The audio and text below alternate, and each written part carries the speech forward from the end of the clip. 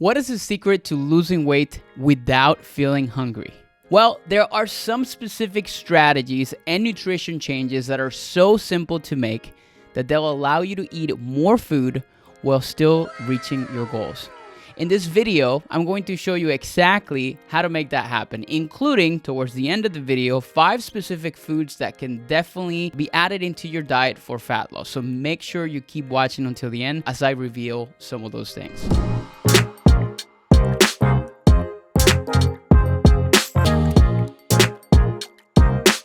Hey everyone, it's Coach Andres here, coming to you this week to explain how you can eat more food each day but lose weight faster. I wanted to make this video for you because this is something I've been teaching our clients for a long time, and I always get the reaction, holy crap, how is this happening, coach? What happens is that they come with this mindset that they have to eat less and feel hungry if they're going to lose weight. That's probably maybe something that you watching this video have always believed if you're looking to drop some pounds. But when I share these tips and the hacks that I'm going to share with you today, they start eating more food each day, feeling really satisfied after every meal, and the number on the scale starts to go down as a result. But before we get into that, if you're new to my channel, welcome. My name is Andres Ayesta. I'm a registered dietitian with a background in sports who teaches busy professionals and parents how to lose weight by creating a personalized blueprint for their goals. Now, this blueprint covers everything from nutrition, movement, mindset, and lifestyle, and on my channel,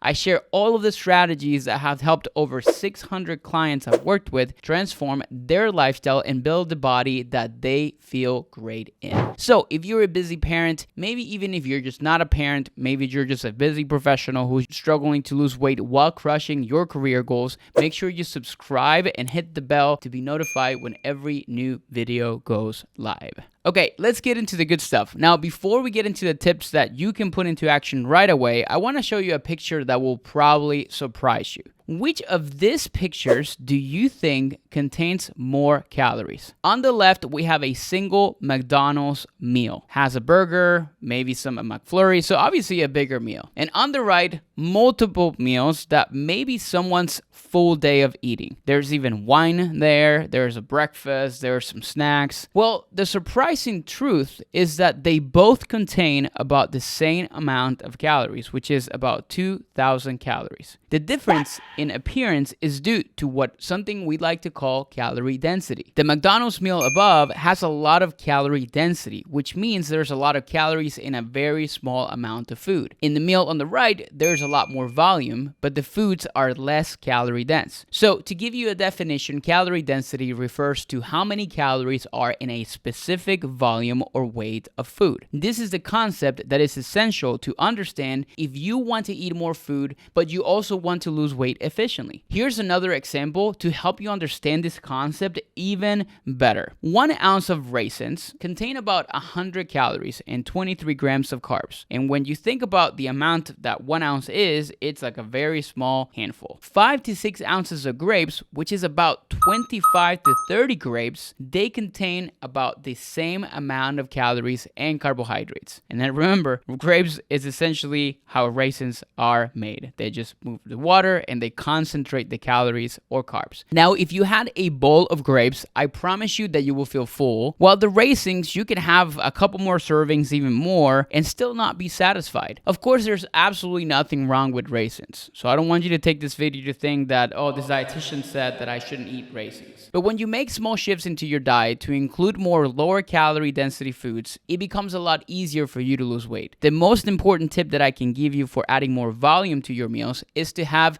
a fruit or a vegetable with all the meals and the snacks. More fruits and veggies contain a lot more fiber. They also contain a lot more water without very many calories, so they'll be super helpful to make you full longer. I always like to explain this concept to many of my clients, which is your stomachs are a volume counter, not a calorie counter. So it's not like your stomach has this little dial that it's adding how many calories you're putting it in. It's essentially a bag. And when a bag gets full, if you go to a grocery store, you're probably going to realize that but obviously it gets full and you cannot stuff more stuff in it. So this is the whole concept of volume versus density. A quick hack with this one, it's subbing out maybe half of a carb source for some kind of vegetable when we're thinking about a specific meal. For example, instead of 1 cup of rice, having half a cup of rice mixed with half a cup of cauliflower rice, or mixing maybe regular spaghetti with some spaghetti squash could be a really good way to increase the volume of your meals and reducing the total calorie density of that specific food or meal as well. Another tip that many people find helpful is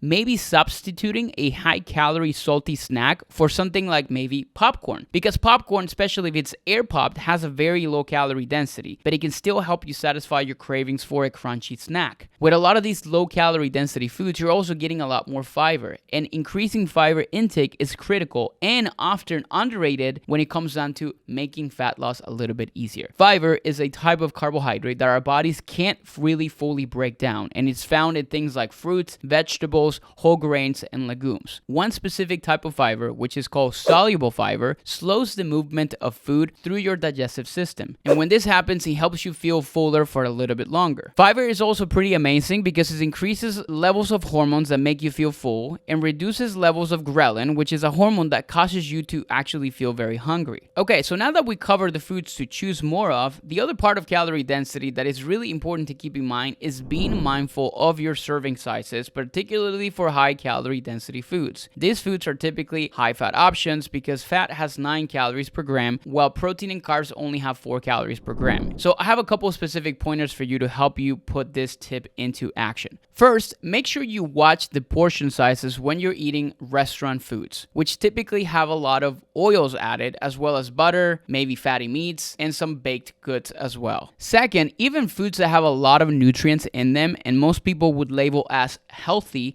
may be high in calories because of the fat content, sometimes a lot of carbohydrate content. So for example, nuts, nut butters, and avocado are all fairly high in calories. That does not mean that these foods are bad for you. It just means that they're easy to overeat. Okay, so now that you have an understanding of the calorie density, it's also important for us to cover the importance of eating enough total calories throughout the day. It is not our goal to cut as many calories as possible. For some people, their problem is that they consistently eat higher calorie foods. For others, the problem is that they're being too restrictive and not eating enough calories on a daily basis. Well, when this happens, it can lead to cycles of undereating and overeating. For example, you may have a very low calorie intake during the week, but then when you get to the weekend, you go completely overboard. So you never end up getting to your goals. You take a couple steps forward, you take a couple steps back. When you're trying to lose weight, and this is for those of you who are tracking maybe your calories, I typically recommend to create a calorie deficit of 250 to 300 to up to 500 calories to start. This will mean you're eating enough food to make progress with fat loss without feeling too hungry or triggering overeating. So now we covered the importance of adding more low calorie density foods, increasing fiber intake, watching your portion sizes for high calorie density foods, and not cutting your calories too low. The last hunger hacking strategy I want you to start to put into action here is to increase your protein intake, which means aiming for at least 20 grams of protein with every meal. But I'm not going to dive any further into this one because I have a whole video on protein, which I'll link in the description box below. To finish off today's video, as promised, here are 5 foods that I recommend if you're on a weight loss journey to make this process easier. Remember, low calorie density, high fiber, and higher protein foods are going to be ideal for weight loss. And these foods have one or more of these checked. Food for fat loss number 1 is berries. Berries are high in fiber, high in volume, and have also plenty of micronutrients. The reason I love them for weight loss is because they're a great healthy dessert that will keep you full without excess sugar and also without excess calories. They can be added to your yogurt, you can make it into smoothies, they can be added even into salads. So start incorporating some more of those. Fat loss food number 2 is legumes. Legumes like beans and chickpeas contain soluble fiber, and also they contain some protein, both of which make you feel fuller longer. It can help you eat less calories throughout the day. Fat loss friendly food number 3 is spinach. Any leafy greens, honestly, is a great option, but I'm personally a fan of adding spinach to my salads, to my smoothies, mostly because they have a ton of minerals. It's also very low in calories, and if you're trying to lose weight, big salads are a great option to incorporate more volume. The next food that I recommend for you to have, which is number 4, 4 is going to be apples. Apples are a great food to add for a couple reasons. They're high in fiber. They're also a very convenient snack that you can grab and go. They're very easy to also take with you during a busy day rather than grabbing a packaged snack that might not be a good fit for your health goals. And finally, fat loss food number 5 is Greek yogurt. Greek yogurt is a great high protein snack, especially with fruit added, and you can also use it as a base maybe for a lower calorie dip, a dressing, and I have seen some people also making cookie dough with protein powder. Okay guys, that brings us to the end of our video for today. I really hope that you found something to take away from this that helps you make progress in your journey to improve your nutrition, lose weight, and keep leveling up into that better version of yourself that I know you are chasing. Now remember to hit subscribe so you don't miss any new videos, and I will see you in a new video very soon. Thank you so much for watching.